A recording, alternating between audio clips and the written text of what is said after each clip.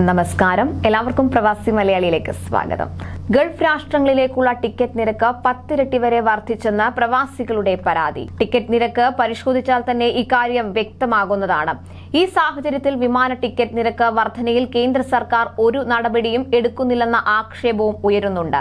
വിമാന ടിക്കറ്റ് നിരക്ക് കുത്തനെ കൂട്ടിയിരിക്കുകയാണ് വിമാന കമ്പനികൾ.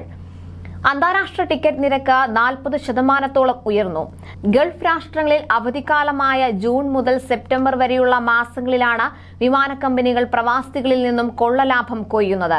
5000 രൂപ മുതൽ തുടങ്ങുന്ന ദുബായിലേക്കുള്ള നിരക്കുകൾ ജൂൺ മാസം 40,000 രൂപ വരെയായി ഉയർത്തി. അവധി കഴിഞ്ഞ പ്രവാസികൾ തിരിച്ച് ഗൾഫ് രാജ്യങ്ങളിലേക്ക് മടങ്ങുന്ന ഓഗസ്റ്റ് സെപ്റ്റംബർ മാസങ്ങളിലാണ് ഈ സാഹചര്യം മുതലെടുക്കാൻ കമ്പനികൾ ഇതിനോടകം തന്നെ നിരക്ക് കൂട്ടിത്തുടങ്ങിയത്. ഓഗസ്റ്റ് മാസത്തിലെ ടിക്കറ്റ് നിരക്കും ഇപ്പോൾ തന്നെ കുതിച്ചു കയറി കഴിഞ്ഞു. കോഴിക്കോട് നിന്നും ഓഗസ്റ്റ് മാസം ദുബായിലേക്ക് പോകണമെങ്കിൽ മിനിമം 25,000 രൂപയെങ്കിലും മുടക്കണമെന്നതാണ് ഇന്നത്തെ അവസ്ഥ. പതിവിൽ നിന്നും വ്യത്യസ്തമായി ആഭ്യന്തര യാത്രാ നിരക്കുകളും നന്നായി കൂട്ടിയിട്ടുണ്ട്. കഴിഞ്ഞ 2 മാസത്തിനിടെ 20% വർധനവുണ്ടായി.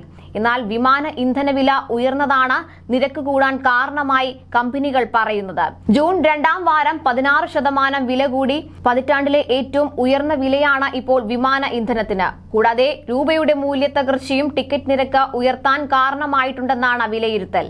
ആഭ്യന്തര യാത്രകൾക്കും കൂടിയ നിരക്ക് തുടരുകയാണ്. 20% ആഭ്യന്തര യാത്രാ നിരക്ക് വർദ്ധിച്ചത്. യാത്രക്കാരും വിവിധ സംസ്ഥാനങ്ങളും നിരക്ക് കുറയ്ക്കാൻ ഇടപെടണമെന്ന് കേന്ദ്രത്തിനോട് ആവശ്യപ്പെട്ടിട്ടും പ്രതികരണമുണ്ടായില്ല. എന്നാൽ ഗൾഫിൽ നിന്ന് കേരളത്തിലേക്കുള്ള വിമാന ടിക്കറ്റ് നിരക്ക് കുത്തനെ ഉയർത്തിയിരിക്കുകയാണ് വിമാന കമ്പനികൾ. പെരുന്നാൾ കണക്കിലെടുത്ത 50,000 രൂപയ്ക്ക് അടുത്താണ് UAEയിൽ നിന്ന് കേരളത്തിലേക്കുള്ള വിമാന ടിക്കറ്റ് നിരക്ക്.